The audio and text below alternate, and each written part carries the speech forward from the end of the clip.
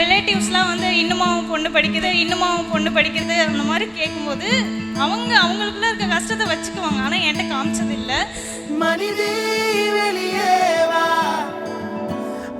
ரொம்ப கஷ்டப்பட்டு என் முன்னைக்கு சேர்த்து விட்டேன். ஃபீஸும் கம்மி தான், ஆனால் அது எங்களுக்கு ஒரு பயனுள்ளதாக அமைஞ்சிருச்சு. அங்கே வராண்டா ரேஸில் முதல் படி எடுத்து வைக்கும்போது என் பொண்ணு வெட்டியோடு தான் வருவான்னு எங்களுக்கு ஒரு நம்பிக்கை குடிச்சு. பேரண்ட்ஸ்க்கு நான் தேங்க்ஸ் சொல்லிக்கிறேன். எல்லா விதத்துலையுமே எனக்கு சப்போர்ட்டிவாக இருந்தாங்க. யூஜி முடித்ததுமே பிஜி பண்ணணும்னு சொன்னேன், அதுக்கும் ஓகேனாங்க. அப்புறம் 1 இயர் டிஎன்பிசி படித்தேன்.